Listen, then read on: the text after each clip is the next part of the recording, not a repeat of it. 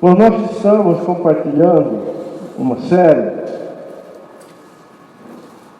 e estamos tratando, nessa série, da restauração da casa de Deus. Temos, num primeiro momento, na vida do povo de Israel, um pouco antes da primeira vinda do Senhor Jesus, nós temos um momento de reconstrução da casa de Deus. E como temos visto em Romanos capítulo 15, versículo 4, que tudo que foi escrito para o nosso ensino, para o nosso consolo, ou seja, foi escrito para instrução nossa, sobre quem tem chegado, os fins dos tempos. Dissemos aqui que podemos, e devemos ver todas as coisas que o Senhor executou ali na vida de Israel naquele momento,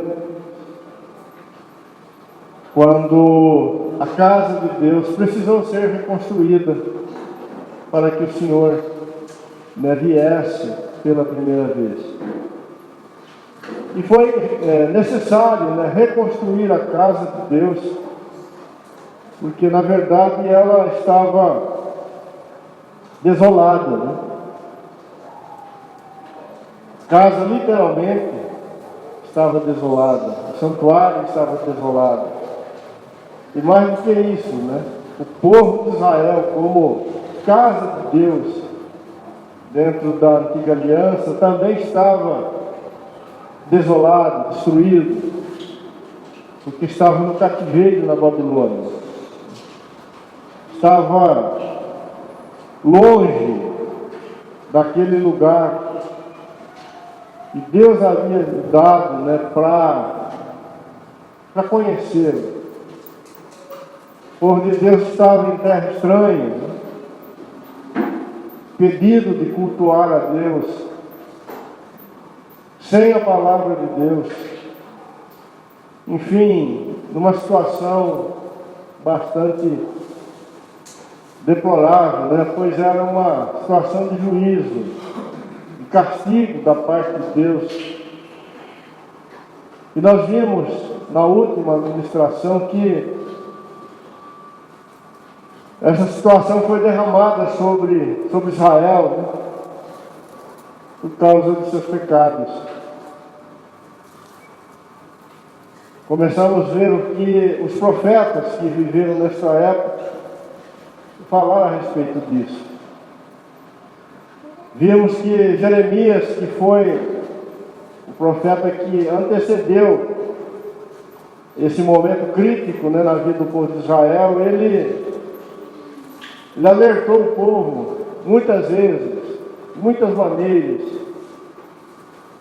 acerca do que estava por vir se Israel não se arrependesse, não mudasse o seu caminho. Mas ele não foi ouvido. O povo permaneceu na dureza do seu coração.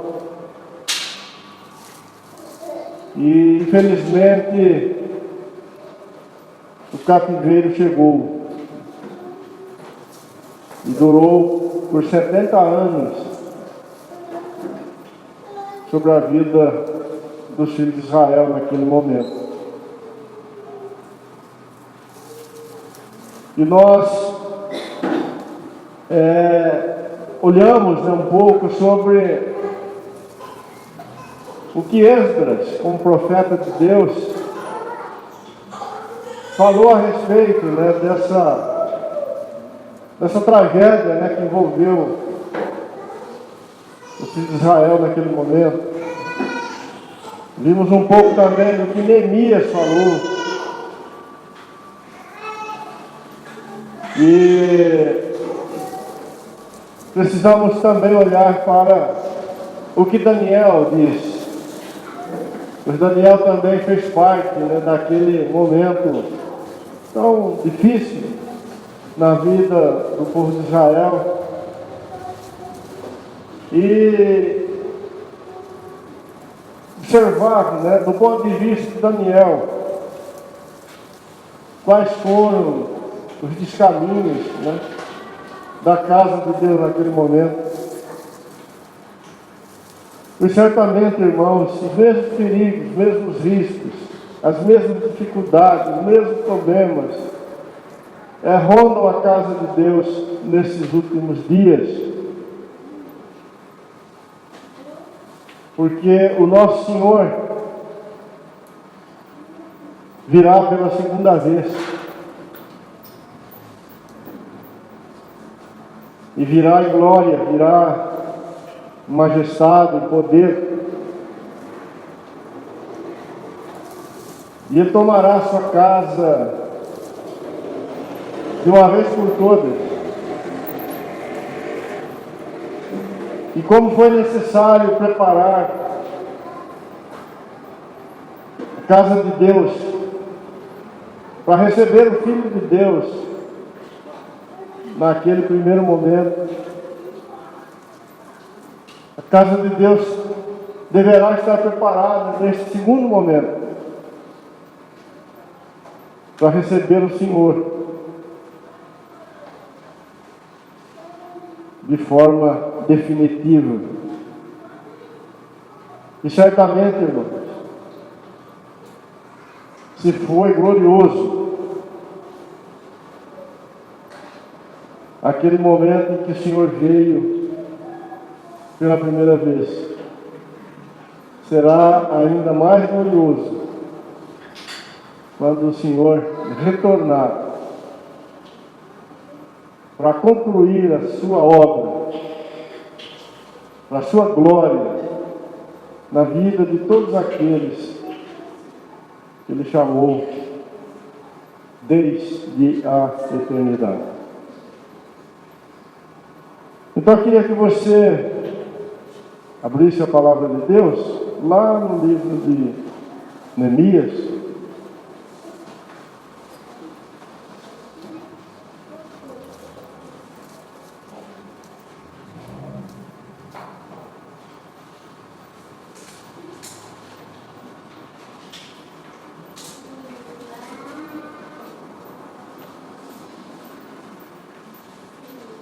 Então, a respeito desse parênteses, né, que estamos colocando aí, que o pecado foi a causa daquele fracasso na vida de Israel, ou seja, na vida do povo de Deus, que culminou com a destruição de Jerusalém, do templo e tudo mais, né? Nós já vimos que Israel perdeu o seu prazer no Senhor. Esdras falou disso, Neemias falou disso, e Daniel também falou disso.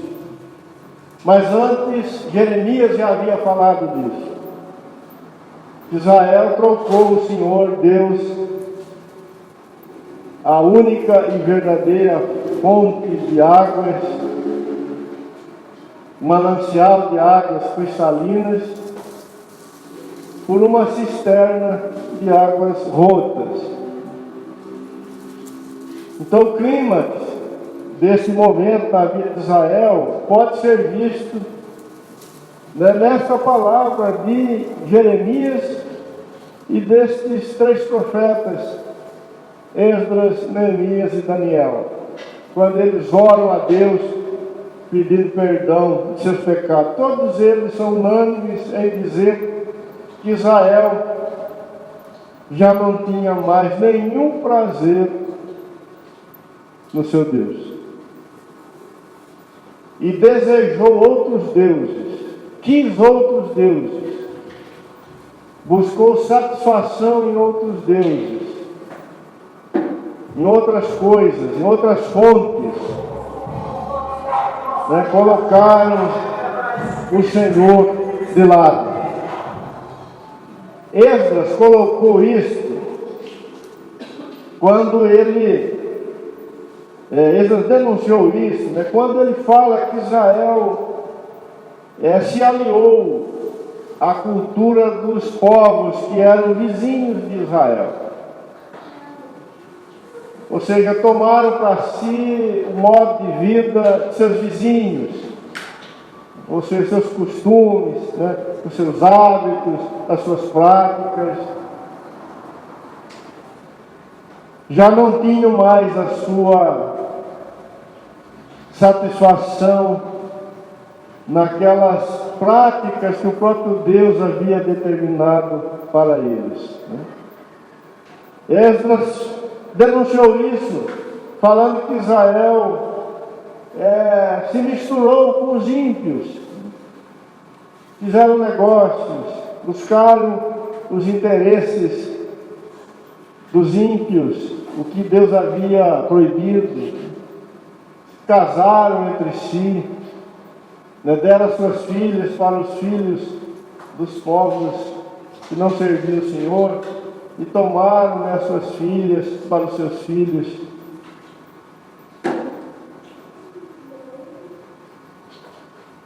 Se colocaram, né, debaixo de um jugo desigual.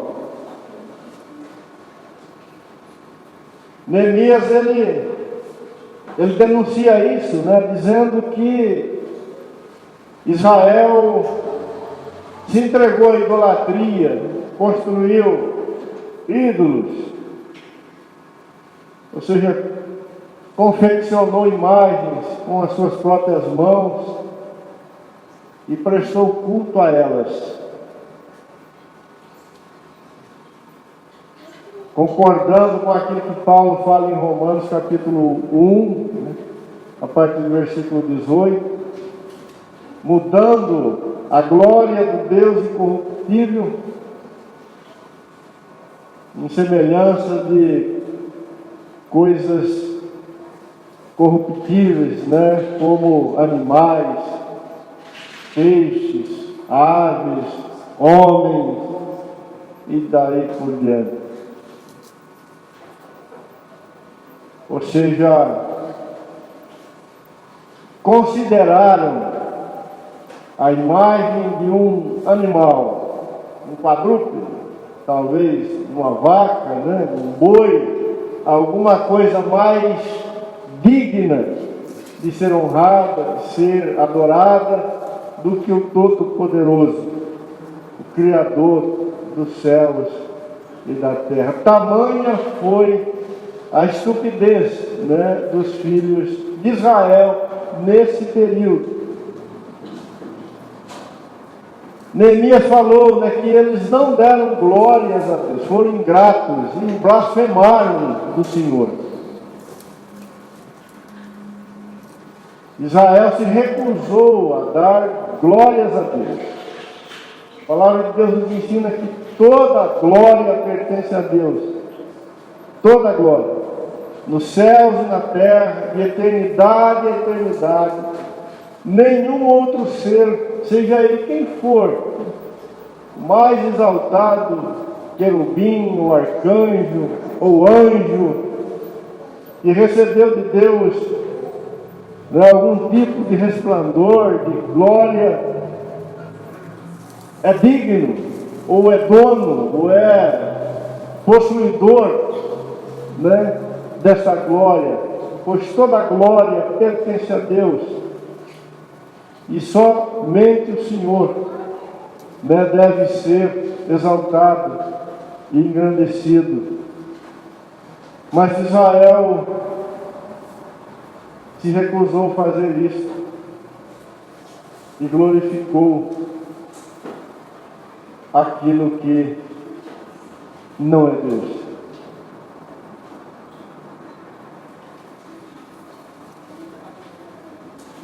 Neemias também denunciou que Israel matou os profetas de Deus, rejeitou a palavra de Deus.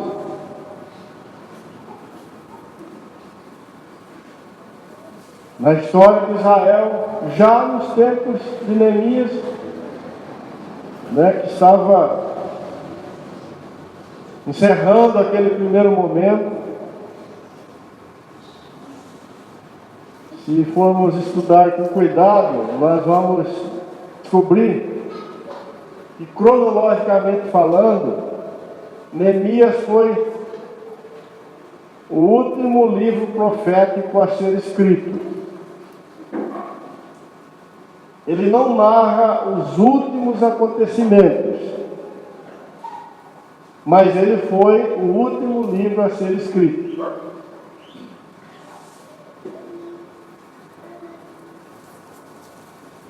Zacarias e Malaquias foram escritos antes de Neemias, só que eles falam de eventos que ocorreram um pouco depois do que o momento em que viveu Neemias. Então, cronologicamente falando, Neemias é o último livro que foi escrito. Ou seja, quando Neemias olha para trás, ele era capaz de ver tudo que Israel havia feito com todos os profetas.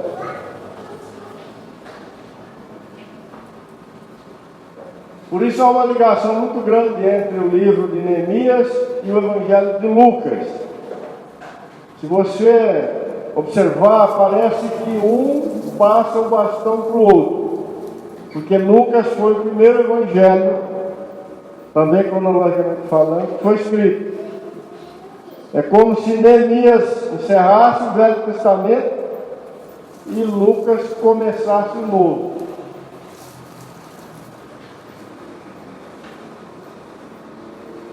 Então Neemias podia olhar para trás e já ver todos os profetas, desde Abel.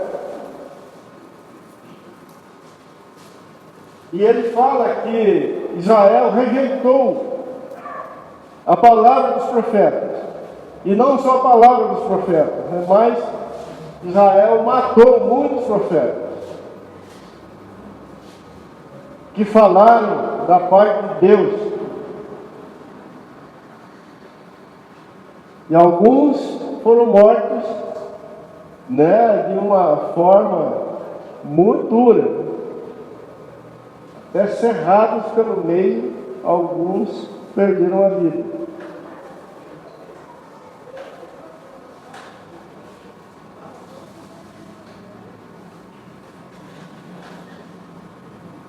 Eu disse aqui na última reunião que quando Estevão faz a sua pregação no dia que ele foi morto, apedrejado pelos filhos de Israel, no versículo 51 a 53, se você quiser dar uma conferidinha, pode olhar, Estevão vai dizer que Israel sempre resistiu o Espírito Santo de Deus. Israel nunca permitiu que o Senhor falasse verdadeiramente, aos seus corações, através dos profetas, por seu Espírito.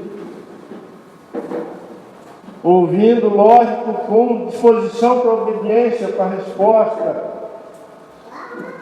mas havia sempre uma dureza ali no coração. E eles resistem mais uma vez, quando Estevão faz essa pregação, quando ele fala isso, a palavra de Deus diz que eles começaram a rilhar os dentes. Já viu alguém tão bravo que começa a rilhar os dentes? E mataram Estevão ali apedrejado.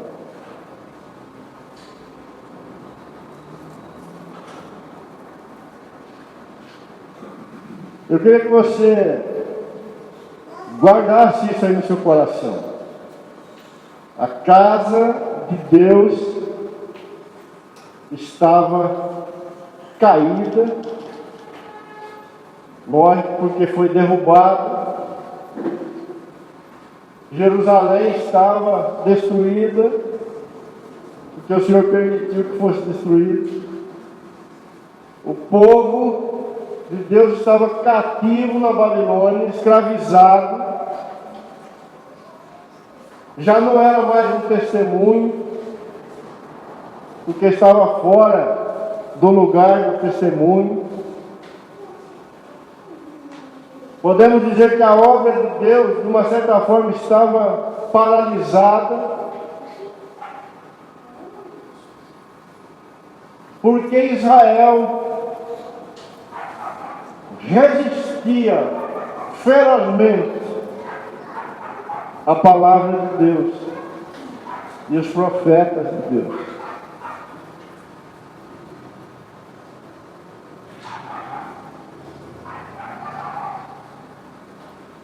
Isso significa que,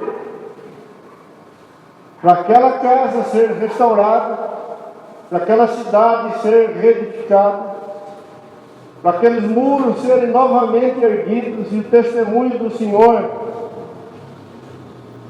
recuperado, para que aquele povo pudesse ser tirado do cativeiro, daquela situação de fraqueza, de derrota, de fracasso, para que todas essas coisas fossem mudadas.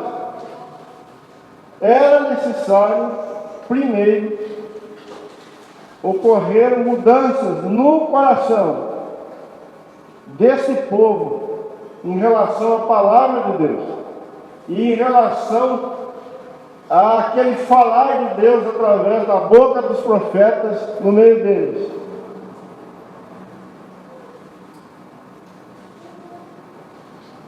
Ou seja, se Deus não conseguisse falar com eles, vamos dizer assim, se eles não permitissem que o Senhor falasse com eles, não havia como mudar aquela situação. Então, se ela foi mudada, e foi mudada, de alguma forma o Senhor, por seu Espírito, moveu o coração daqueles que retornaram para Jerusalém.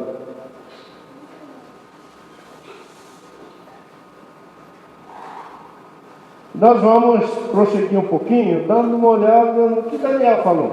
Então, eu queria que você abrisse em Daniel 9.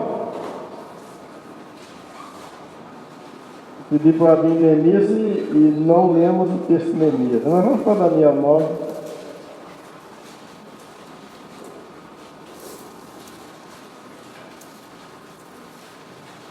Daniel vai orar a Deus.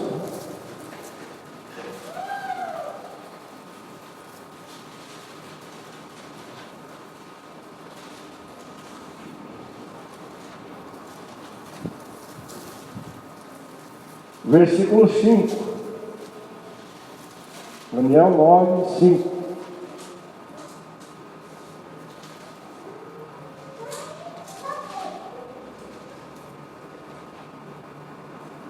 Passaram 70 anos e Daniel agora está prostrado diante do Senhor, orando, suplicando o perdão do Senhor Deus para o povo de Israel.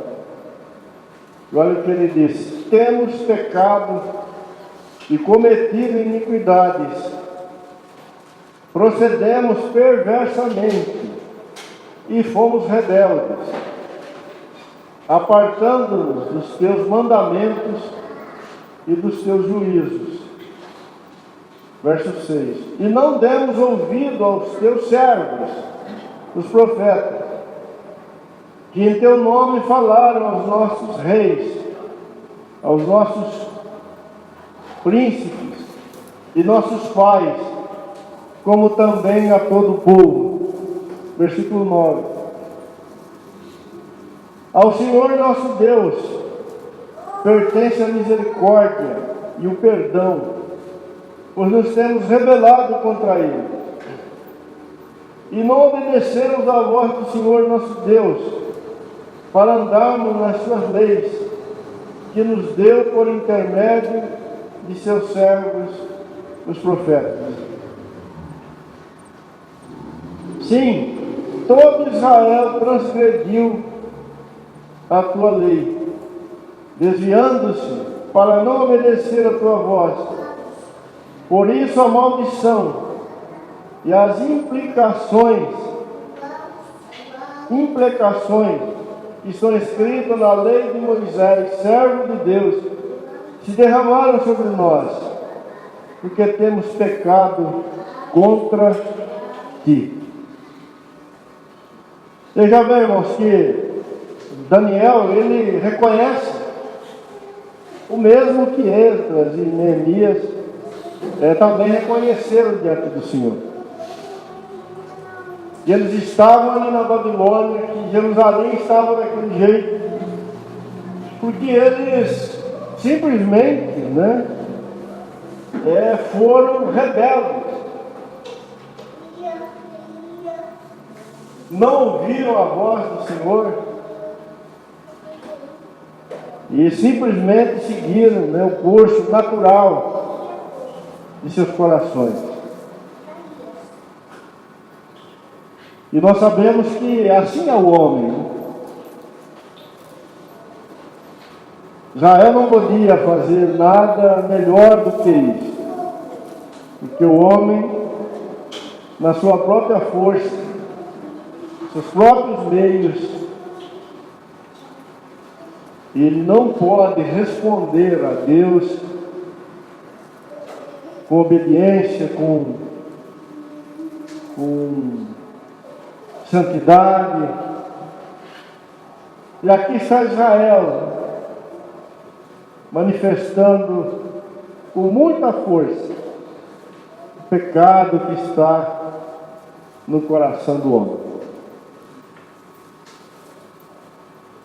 Mas as consequências, como o próprio Daniel aqui coloca, foram terríveis.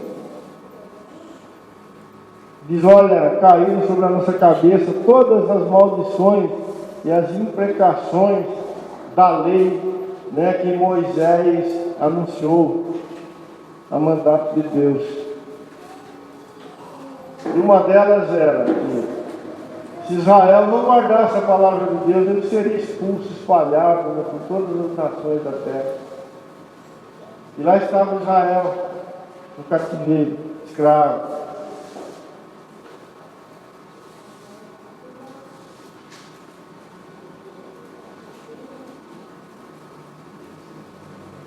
Daniel fala que Israel esqueceu de Jerusalém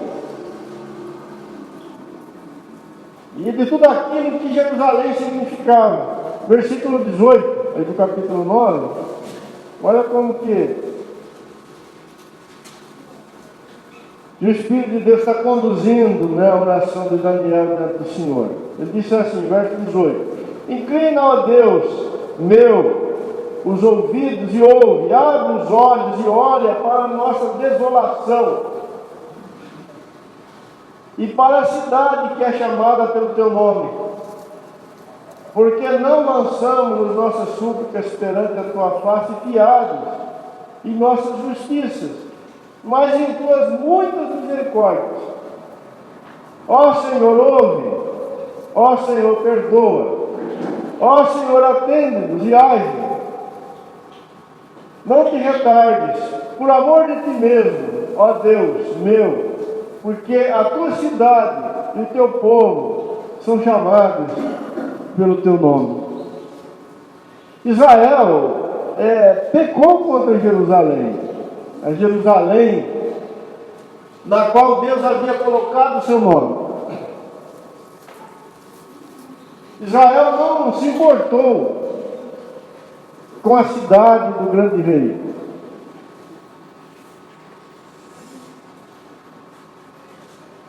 Considerou aquele lugar que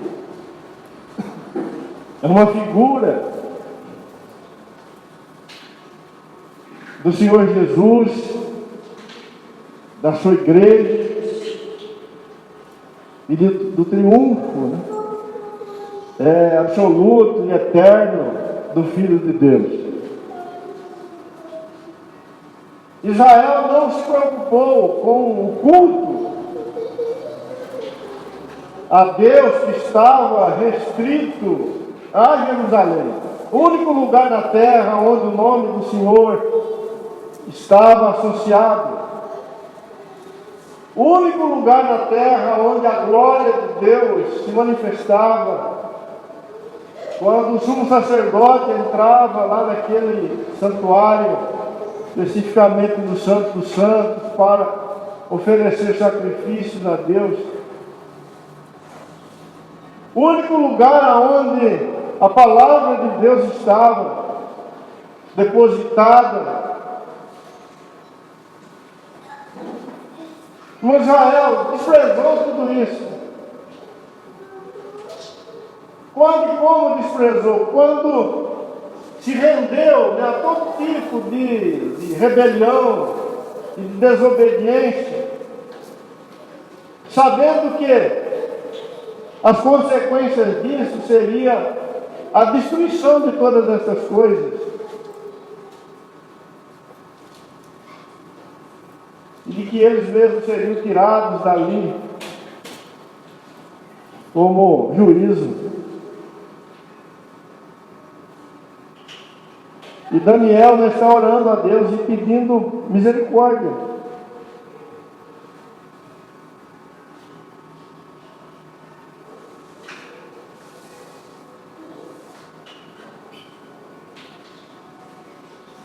Nós vamos ver, irmãos, que quando o Senhor Jesus vem, quase 450 anos depois, o Senhor ainda demorou mais de 400 anos para vir.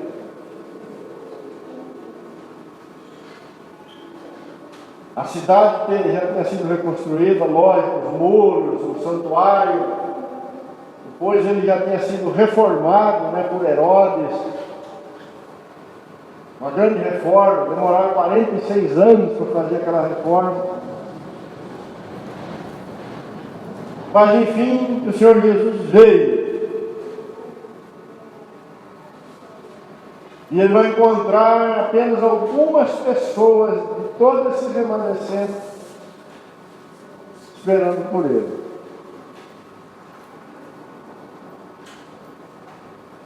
Simeão, Ana, João Batista, Zacarias, Maria, José, dá para contar os dedos da mão, talvez.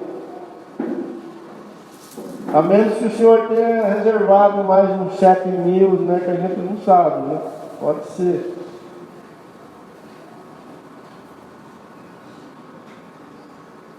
E a casa de Deus, propriamente dita, um dia o Senhor vai lá, e como que ela estava?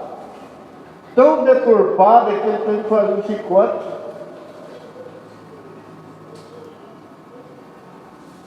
E dar chicotada lá em todo mundo. Virar as mesas, soltar as pombas, libertar as ovelhas, né? Porque tinham transformado a casa de Deus em casa de negócio.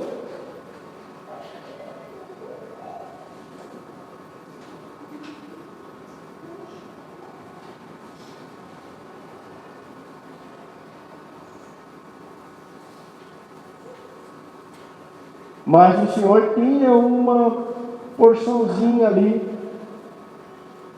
que aguentou firme até o dia que ele veio.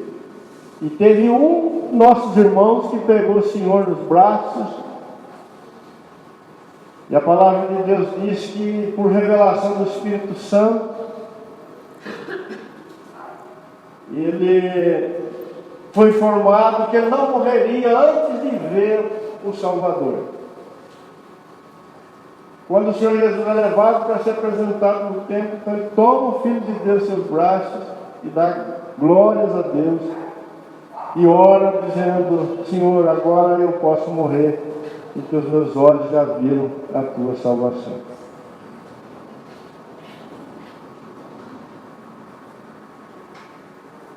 O Senhor Deus guardou o testemunho até o fim. Mas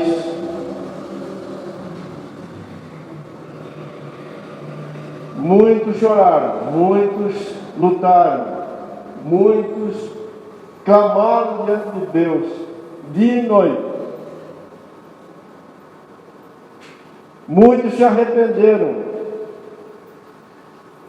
quebrantaram diante do Senhor, como nós estamos vendo aqui Daniel fazer. A glória de Deus tinha ido embora da casa do Senhor. Jeremias viu a glória de Deus saindo do santuário e indo embora. Depois ela retorna, né?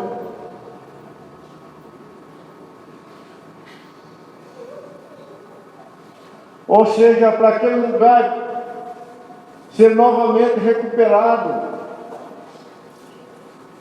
Deus levantou alguns, Deus tocou o coração de alguns, para que eles pudessem perceber que o nome do Senhor estava associado àquele lugar, que o testemunho do Senhor estava associado a Jerusalém, ao santuário, que os interesses de Deus passavam por aquela cidade e por aquele lugar.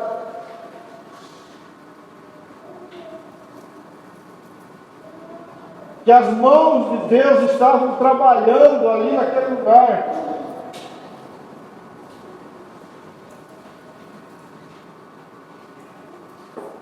Davi não escolheu aquele lugar por acaso, para que o santuário fosse construído por Salomão. Ele teve uma visão.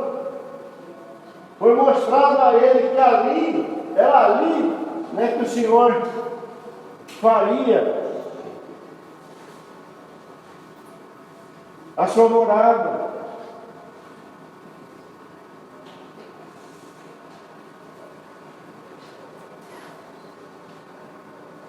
Irmãos, a casa de Deus, ela não pode ser sarada, vamos dizer assim, se aqueles que formam essa casa com pedras vivas não tiverem o coração visitado pelo Espírito de Deus, a ponto de eles reconhecerem essa grande verdade que está sobre eles, e que é o nome do Senhor, os interesses do Senhor, a glória do Senhor. Quando Paulo se levantou para perseguir a casa de Deus, para destruir a casa de Deus, o Senhor cercou ele lá perto de Damasco.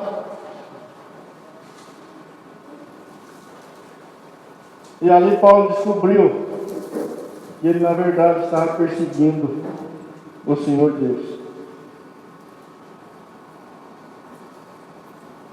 Por isso, mais para frente, Paulo pôde dizer aos irmãos de Corinto: olha, quem destruir o santuário de Deus será destruído por Deus.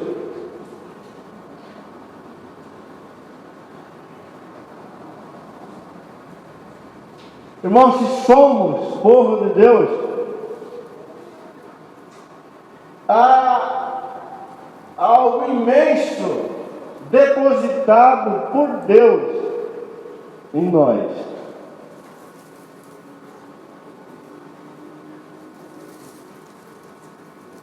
Fomos trazidos para dentro de algo que ocupa a mente e o coração de Deus desde a eternidade. Fomos colocados por Deus sobre uma rocha eterna, que é o fundamento dessa casa de Deus.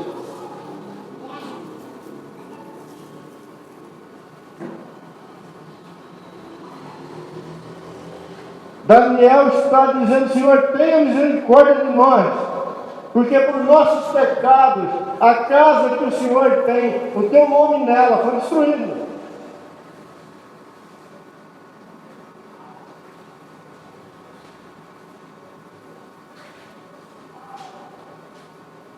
Por isso aquela palavra de Pedro, né? Segunda carta de Pedro, é terrível. A palavra que ele fala em relação aos falsos profetas. Ele fala assim que nos últimos dias os falsos profetas negociariam a casa de Deus, ou venderiam a casa de Deus, dariam um jeito de ganhar dinheiro com a casa de Deus. A casa de Deus passaria a ser para eles um negócio.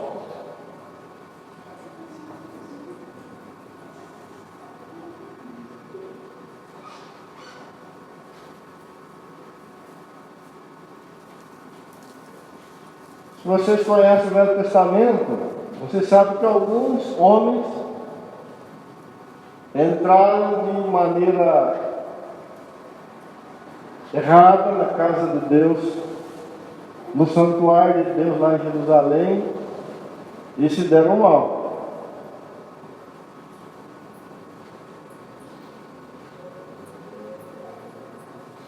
Reis e outros, né?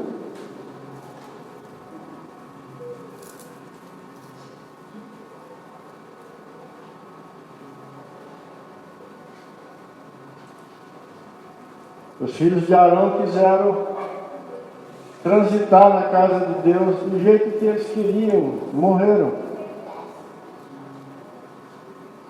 A mesma coisa com Coré.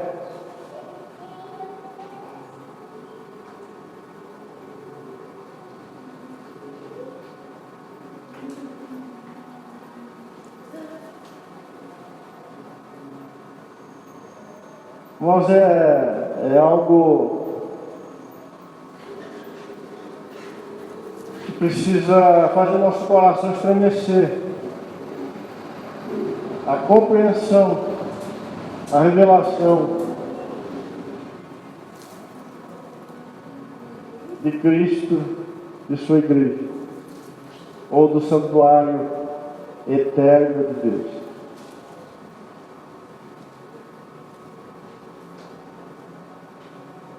Não é uma questão de religião.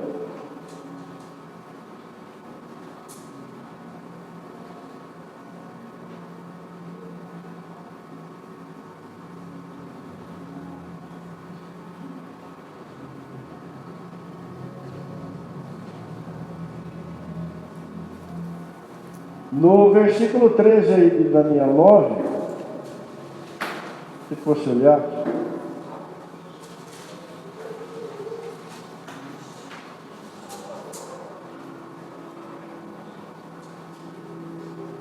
como está escrito na lei de Moisés, todo este mal nos sobreveio. Apesar disso, não temos implorado o favor do Senhor, nosso Deus, para nos convertermos de nossas iniquidades e nos aplicarmos à tua verdade.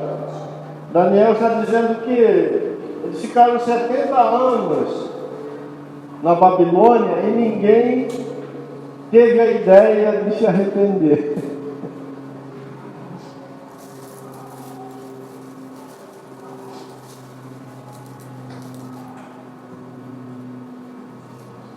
Na verdade, eles gostaram da Babilônia. 70 anos e ninguém... Está legal aqui.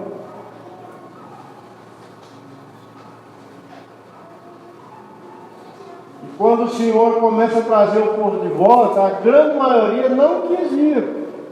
Ou seja, não se arrependeu. Vamos ficar por aqui mesmo. E morreram lá na Babilônia, né, com os ídolos, com tudo aquilo que era desonra para o Senhor Deus.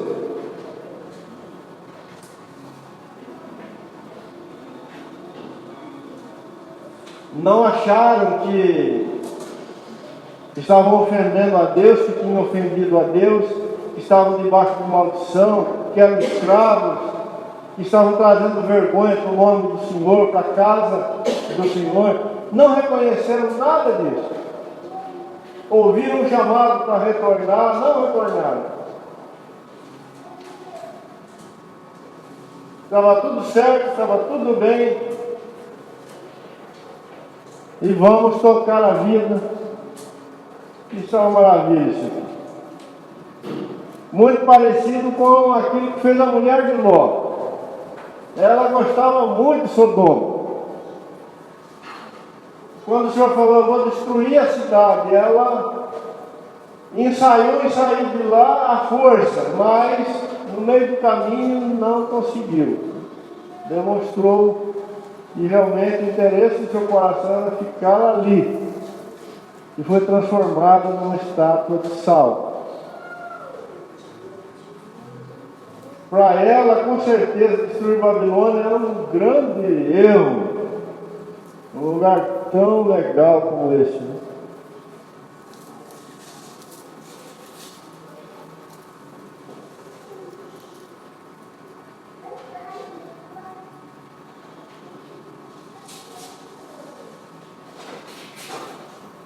Irmão, se isso aqui fala dos fins dos tempos,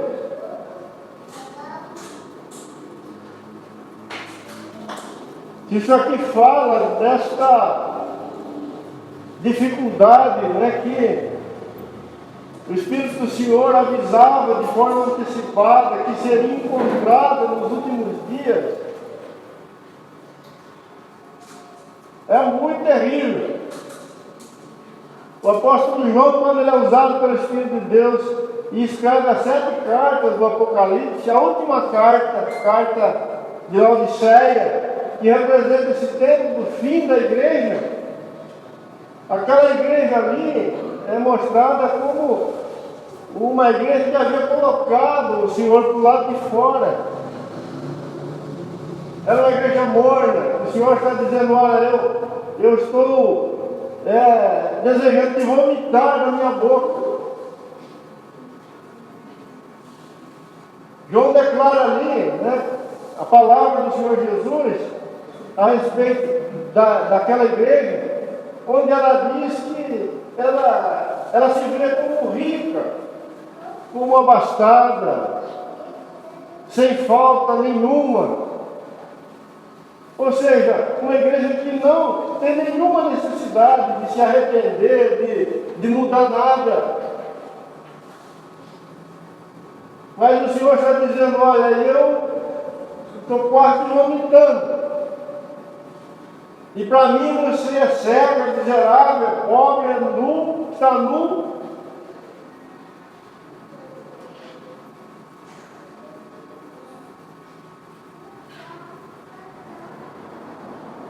Certamente, irmãos, para que a casa do Senhor seja preparada para a sua segunda vinda, teremos que ser conduzidos de forma diferente. Não podemos andar no caminho de Laodiceia, onde não há lugar para arrependimento. Não podemos andar no caminho de Israel, lá na Babilônia, que não quis sair da Babilônia. Não viu necessidade alguma de sair da Babilônia, mesmo depois de 70 anos.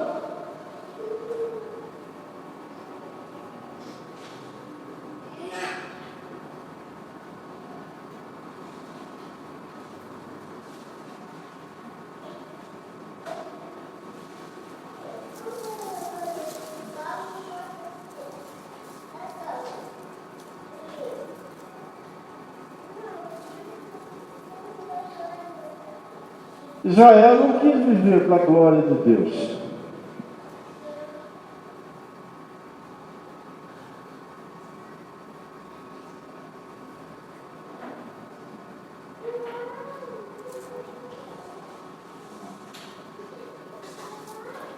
Israel preferiu viver para si mesmo.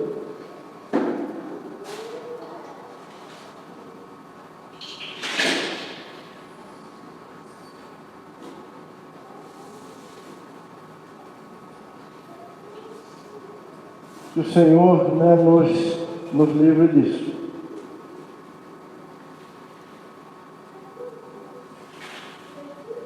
Aquela cidade ali desolada, aquela terra rejeitada, aquele povo envergonhado,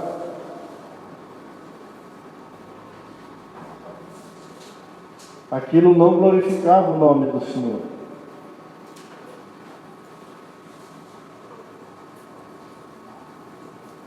Na outra ponta estava o povo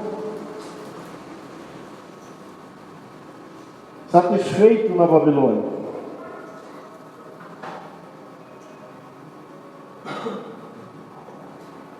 Mas a palavra de Deus nos aponta, com muita segurança, que a razão de Deus estar fazendo tudo o que Ele está fazendo é para que Ele seja glorificado.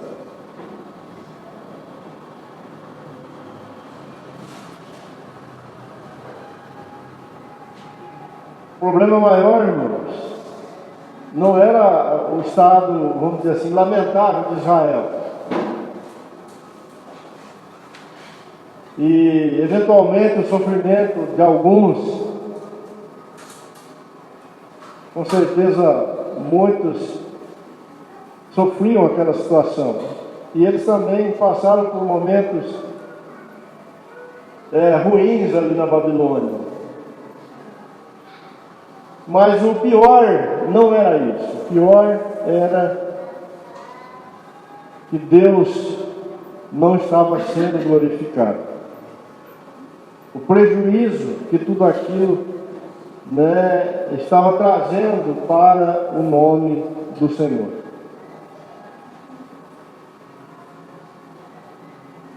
Se esse propósito é perdido, todas as coisas são perdidas.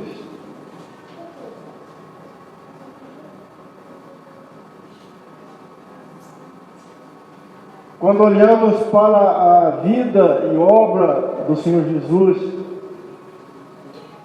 nós notamos sem muitas dificuldades que tudo o que o Senhor fez, Ele fez para a glória do Pai.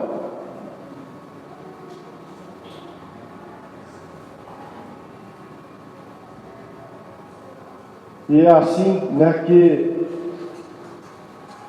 o Senhor quer conduzir a nossa vida.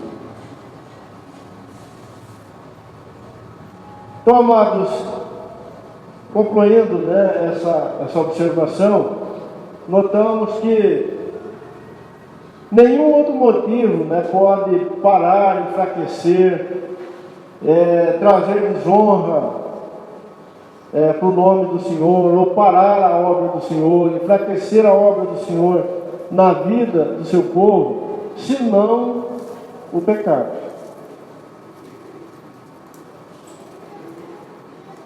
Pecado é o grande embaraço que sempre está presente quando os filhos de Deus são apanhados na vida como foram apanhados aqui os filhos de Israel.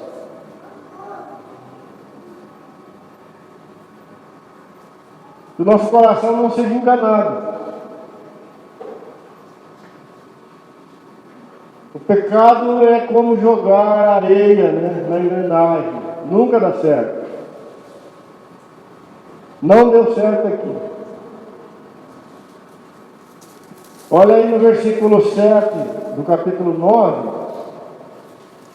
Daniel está dizendo na sua oração o seguinte: desafio ao Senhor, pertence à justiça, mas a nós o corar de vergonha, como hoje se vê, aos homens de Judá, os moradores de Jerusalém e todo Israel, quer os de perto, quer os de longe, em todas as terras por onde os tem lançado, por causa das suas transgressões que cometeram contra ti.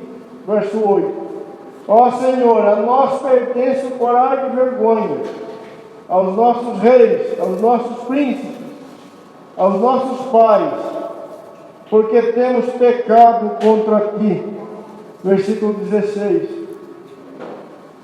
Ó Senhor, segundo todas as tuas justiças, aparta-se a tua ira e o teu furor da tua cidade de Jerusalém, do teu santo monte, porquanto por causa dos nossos pecados e por causa das iniquidades de nossos pais, se tornaram em Jerusalém o teu povo opróbrio para todos os que estão em redor de nós. Né? Veja que terrível, né? Daniel está dizendo, olha, o pecado trouxe para nós muita vergonha, muito, sabe, opróbrio, motivo de zombaria. Nunca deu certo, nunca terminou bem.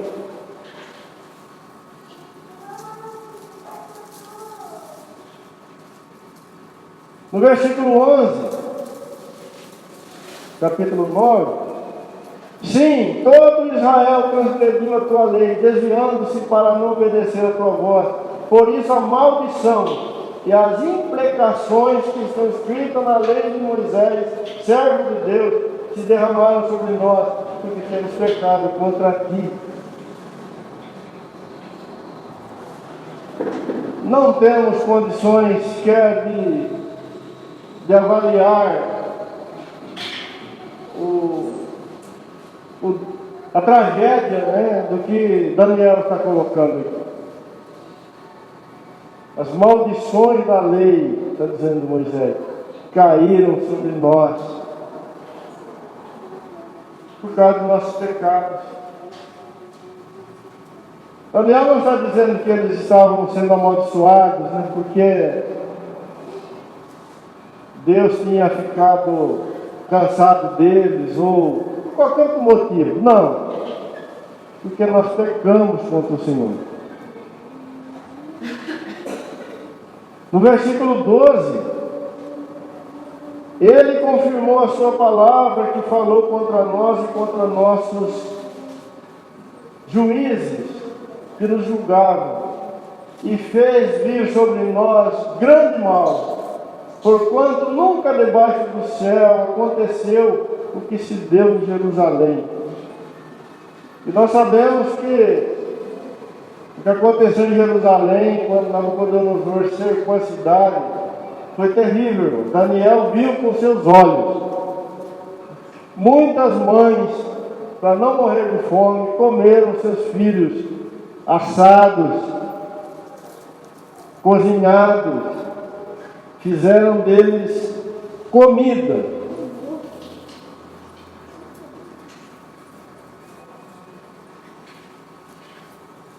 Por causa dos seus pecados.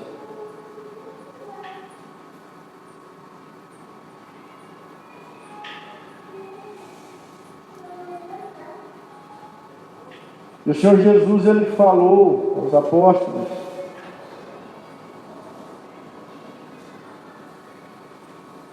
que um sofrimento ainda maior do que esse está por vir sobre toda a terra. E tudo que já aconteceu nesse mundo não pode ser comparado com aquilo que virá.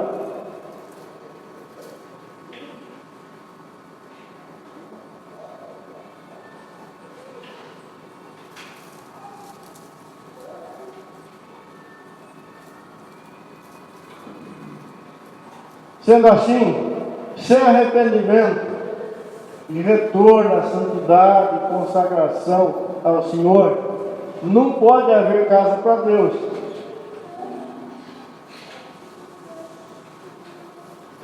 É um grande erro, irmãos, acharmos que a igreja ela será preparada para receber o Senhor se ela for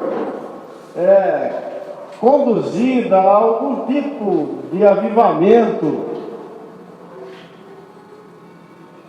produzido, né, pelo homem, alguma coisa nova em termos de práticas, né, religiosa, ou se fizermos, né, como igreja, algumas coisas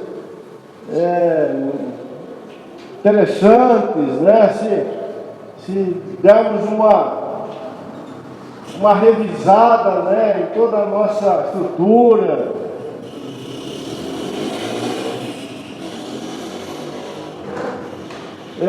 seremos sarados e estaremos prontos para a volta do Filho de Deus. A questão não é essa. A questão não está na liturgia.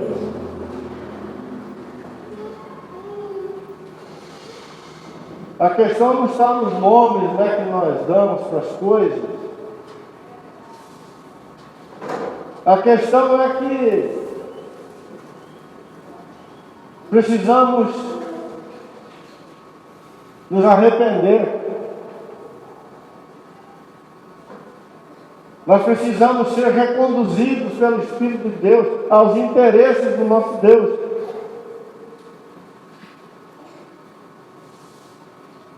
Precisamos ser recolocados no centro da vontade do nosso Senhor. Precisamos ser retirados da Babilônia que amamos, que gostamos.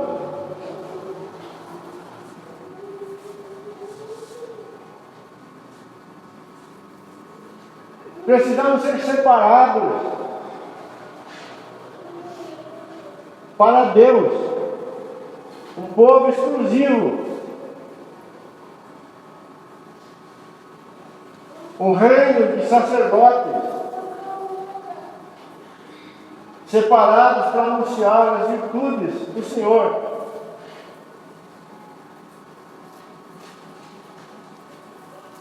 Na Babilônia eles não podiam ser casa de Deus. O nome do Senhor não acompanhou Israel na Babilônia. O culto não acompanhou Israel na Babilônia. A glória de Deus não foi com Israel para a Babilônia. A palavra de Deus não foi com Israel para a Babilônia. Ela só foi achada depois que eles retornaram.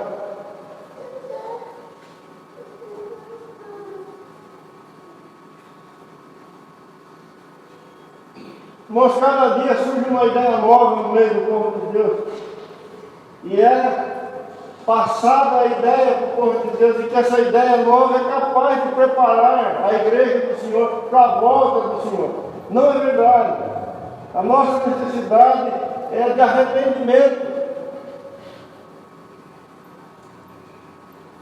É o retorno para a verdade. Para o nosso lugar.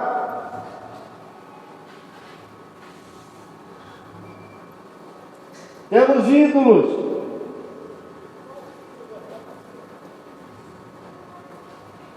Em 2 Coríntios, capítulo 6, eu queria que você abrisse a palavra de Deus nesse trecho, mais alguns minutos.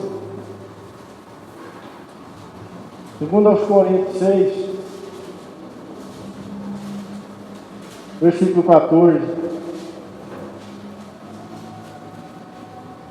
Não vos ponhais em julgo desigual com os incrédulos.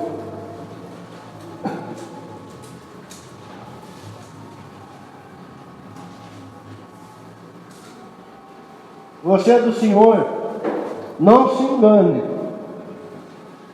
Não vos ponhais em julgo desigual com os incrédulos, porquanto que sociedade pode haver entre a justiça e a iniquidade? Ou que comunhão da luz com as trevas? Que harmonia entre Cristo e o maligno? Ou que união do crente com o incrédulo? Que harmonia entre Cristo e o maligno? Que união entre o crente e o incrédulo? Que ligação há entre o santuário de Deus e os ídolos? Por isso que Israel na Babilônia inventou a sinagoga, porque o santuário havia ficado em Jerusalém. E a ligação há entre o santuário de Deus e os ídolos, porque nós somos o santuário do Deus vivente. como ele próprio disse: habitarei e andarei entre eles, e serei o seu Deus, e eles serão meu povo. Por isso retirai-vos do meio deles, separai-vos, diz o Senhor, e não toquei coisas impuras, e eu vos receberei. Serei vosso Pai, e vós serei para mim filhos e filhas, diz o Senhor Todo-Poderoso. Tendo, pois, o amado tais promessas, purifiquemo-nos de toda impureza, tanto da carne como do espírito, aperfeiçoando a nossa santidade no temor de Deus.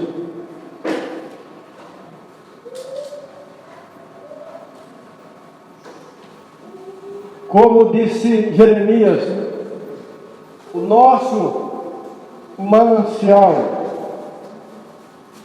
é o Senhor Deus.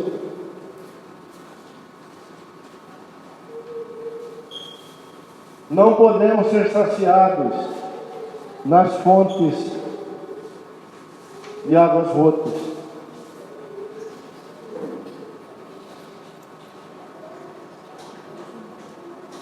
Não podemos verdadeiramente reter a presença gloriosa do nosso Senhor se não formos dedicados, a Ele, como aqui ele reclama,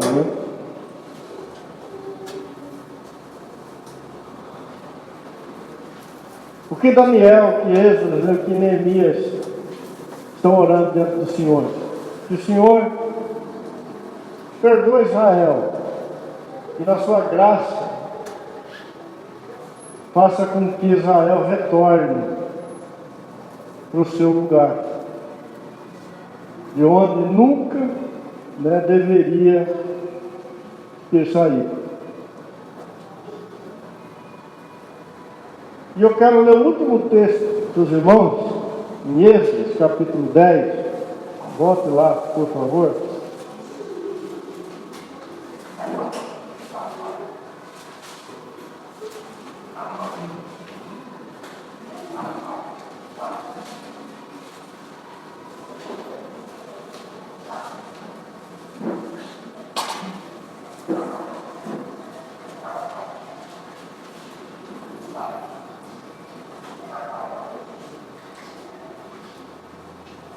Versículo 1.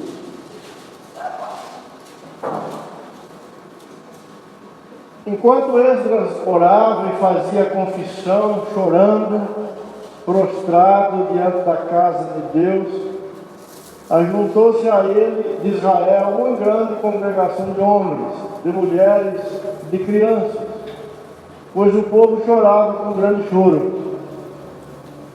Aqui o remanescente já está em Jerusalém.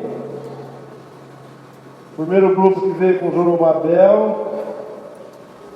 E nesse segundo momento, Esdras também chega com mais uma porção.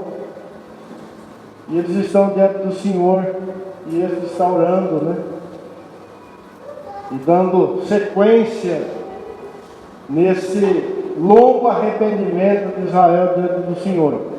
Então diz que ele, o povo, incluindo homens, mulheres e crianças, estão diante do Senhor chorando, com grande choro.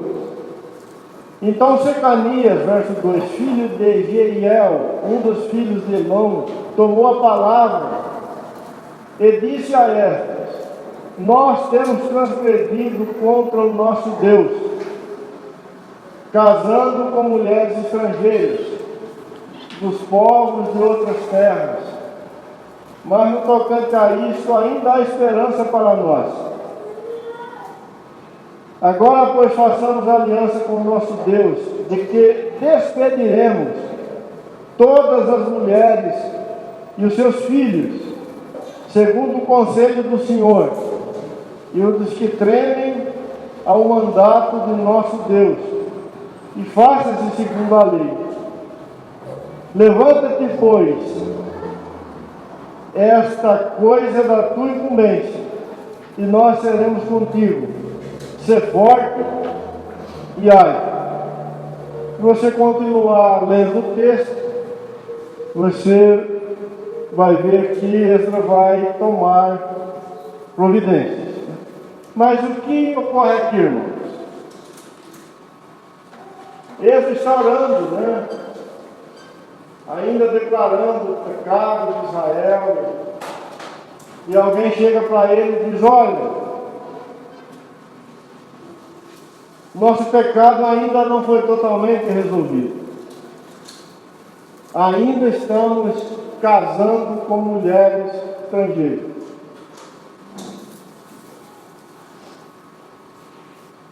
E quem começou a fazer isso foram os líderes. E num outro ponto aí do livro de Esdras, né, quando ele toma conhecimento disso, ele rasga suas vestes, capítulo 9, e ele fica desesperado diante do Senhor. Porque Esdras achava que isso já havia ficado para trás, mas ainda estava ali. Mas de repente alguém se levanta e diz para Esdras: olha, Esdras, acho que dá para resolver. Vamos despedir as nossas mulheres estrangeiras com seus filhos. E eles fizeram isso. Todos que tinham casado com mulheres estrangeiras divorciaram de suas mulheres. E fizeram como a lei de Moisés mandava. Por que eu estou lendo esse texto? Que para este grupo de irmãos que retornou da Babilônia, poder estar diante do Senhor como um povo que restauraria, né, a casa de Deus, ou seria a casa de Deus restaurada, e eles tiveram que fazer algumas coisas bem práticas, difíceis, e uma delas nós temos aqui nesse texto.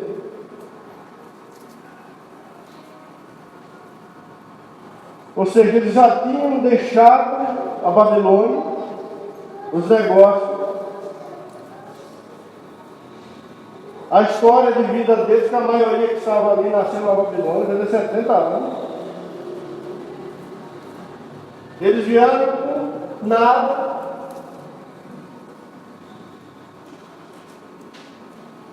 Mas agora eles tinham que despacharem também as mulheres e os filhos que eles já tinham com essas mulheres, para poder estar diante do Senhor. Irmãos, esse arrependimento que o Senhor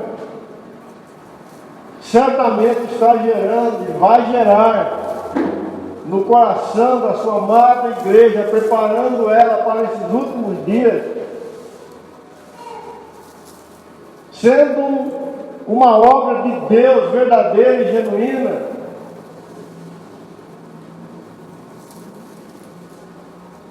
com certeza vai tocar muitos de nós de forma muito prática.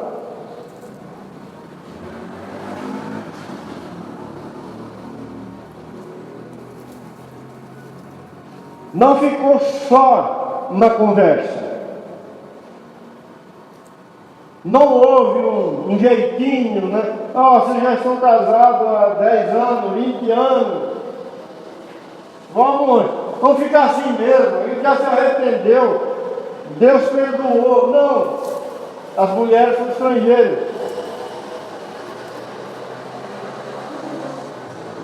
Talvez, irmão, muitas coisas que estão dentro da igreja do Senhor Jesus hoje, como coisa normal, aceitável, que faz parte da igreja, vai ter que sair. Eu não sei o que é.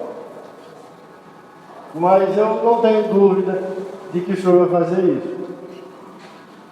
Eu não tenho dúvida que nós temos muitas mulheres estrangeiras na nossa vida. E muitos filhos, elas já têm filhos. Elas já procriaram. Mas elas não são do Senhor.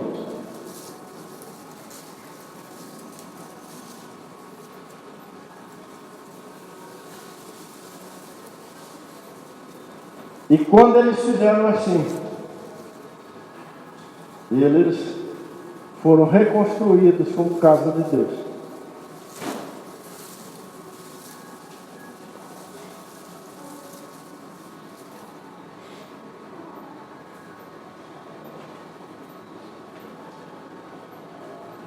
Quando o Senhor veio a primeira vez, 450 anos, pouco menos, desse momento em que eles dispensaram suas mulheres, eles já tinham enchido a casa de Deus de novo, de muitas coisas que não eram estragadas. E o Senhor apontou para várias delas.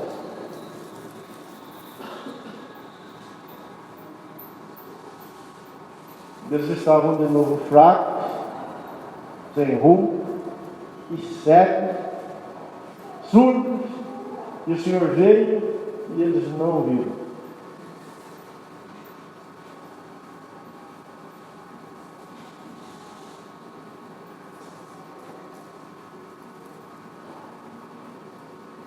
Às vezes eu penso nessa cena que fala, meu Jesus.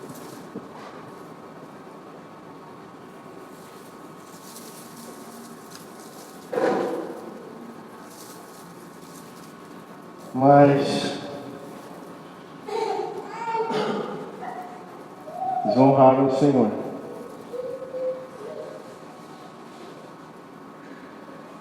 E é esse povo que o Senhor está buscando.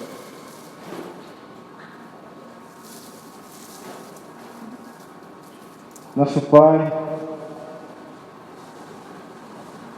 que a Tua boa mão nos conduza, Senhor. E que essa verdadeira e grande obra do tempo e do fim, ela seja realizada na vida de todos nós que estamos aqui, Senhor. Não nos deixe, Senhor, na terra da Babilônia, se ainda estamos lá, meu Senhor. Mas se já retornamos, Senhor, dá-nos um coração capaz de dispensar, Senhor, tudo que não deve, Senhor, nos acompanhar nessa nova caminhada. Dá-nos, Senhor, um coração que ame a Tua casa, Senhor, que ame a Sua glória, que busque, Senhor, a Tua face. E suplicamos, meu Deus, que o Senhor mesmo termine aquilo que começou em cada um de nós. A nossa súplica, Senhor, nesta noite, no nome do Senhor Jesus. Obrigado, Senhor, por esse tempo, por essa oportunidade que bondosamente o Senhor nos concede. No nome de Jesus. Amém.